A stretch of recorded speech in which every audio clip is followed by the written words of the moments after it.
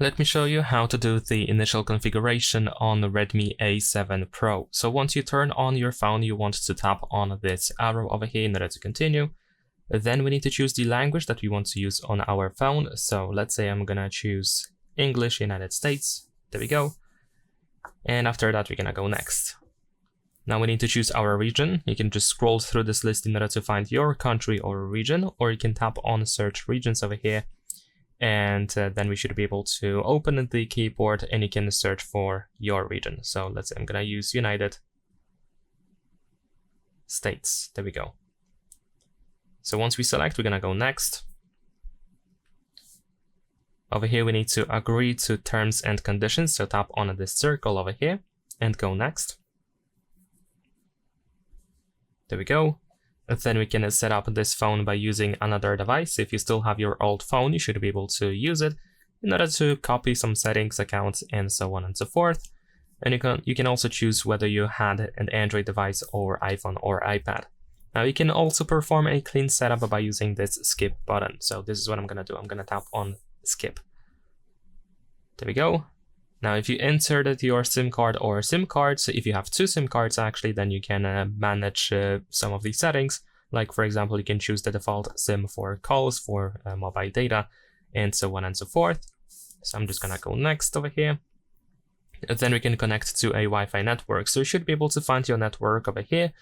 If you want to, you can also skip that if you don't want to connect to Wi-Fi. In my case, I'm gonna use my Wi-Fi network. So let me quickly connect. All right, we're gonna go next.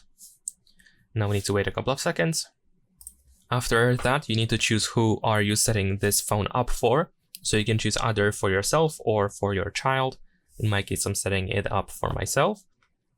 And now let's wait again.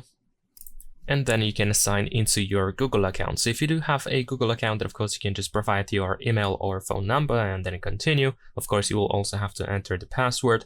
You can also skip that process if you don't want to sign in just yet. And also you can create a completely new account if that's what you need. In my case, I'm gonna sign into my account now. After that, if you decide to sign in, you need to agree to Google Terms of Service. So tap I agree.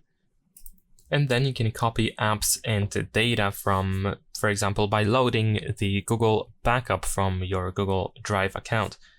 So if you want to do that, you can tap on the next and follow the instructions. If not, then you can just tap on the don't copy in the bottom left corner. Then you can set up the screen lock password, so you can set up the password for your phone immediately. Also, if you do that, you can set up the fingerprint sensor and also the face unlock feature. If you decide to not do that, you can skip, and later on in the settings, you can easily set up the password once you change your mind. So if you want to, you don't have to do that right now. So I'm gonna just skip for now, but of course feel free to set it up. Then we have Google services, so you want to scroll through this list and decide which options you want to or don't want to use. In my case, I'm gonna disable everything. In your case, you want to verify that by yourself.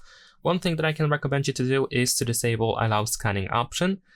So over here we have the Wi-Fi and Bluetooth scanning, which does not have to be enabled all the time, and it actually allows you to save a little bit of battery.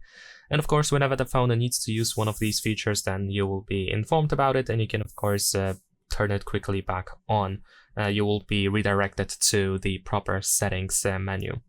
Then we have Google Backup, so you can back up your photos and videos as well as other device data that is listed over here. And you can of course tap on the checkbox in order to select something or uncheck something. So if you decide to use Google Backup service, then you can tap on the turn on backup. If you don't need it, you can just simply tap on the don't backup over here. Then over here, we should be able to find browser and search engine option. So you can choose the default browser and search engine.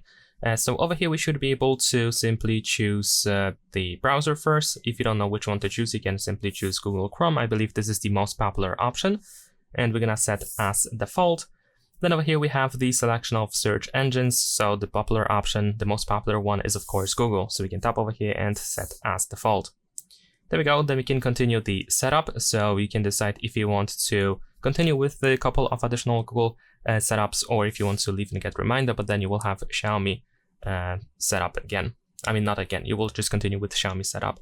I'm gonna show you what is after continue, so you can decide by yourself. So over here we have the information about the quick share option. So of course we can tap on I agree if you want to use quick share. If you don't agree, then you can still use quick share later on. That is not a problem. Then we have the information about Gemini. So over here we can tap on continue, and you can set up Hey Google, which allows you to activate the Gemini by just saying Hey Google out loud. Now, if you don't want to use it, you can of course tap on a no thanks over here. And if you want to set it up, tap on a turn on, and you will begin the setup where you'll have to say a couple of sentences out loud. Now over here we can pay with our phone. We do have NFC apparently, so we should be able to add our credit or debit card, and then you should be able to pay with your phone. However, you can later set up Google Pay by using the Google Wallet app. So if you don't want to waste your time now on Google Pay, then that is completely fine. You can do so later by using Google Wallet. And on the other hand, if you want to set it up, then of course feel free to do so by tapping on add a card. I'm gonna skip. Now we have some additional options that you might want to use. For example, we have add another email account. So if you have more Google accounts that you wish to use on your phone, then of course you should be able to add them quite easily. And if you don't want to do any of these things that you have over here, you can tap on a no thanks. And now we need to wait again. Now we move on to the Xiaomi section where we have some Xiaomi setup options, like we have the location over here. And of course you can decide which options you want to use and which ones you don't want to use. I'm gonna keep everything enabled except for location over here. And let's go next. Over here we have parental controls, which we can enable if you need them. Then we have font settings, so you can choose which font you want to use. In my case, I'm just gonna stick with the default font. And then over here we have the default launcher, so you can either choose the classic option, so you will have just the home screen, or you can use the with app drawer option. So of course I'm gonna choose the app drawer option. And let's go next. Then over here we have the system navigation, so you can decide how you want to navigate on your phone. You can either use gestures or buttons at the bottom of the screen. And then go next. Now we need to wait for the phone to finish setting itself up.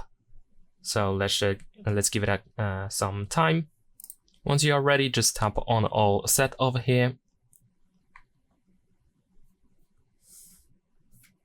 There we go. And that is pretty much it. Now you can start using your phone quite easily. So leave a like and subscribe.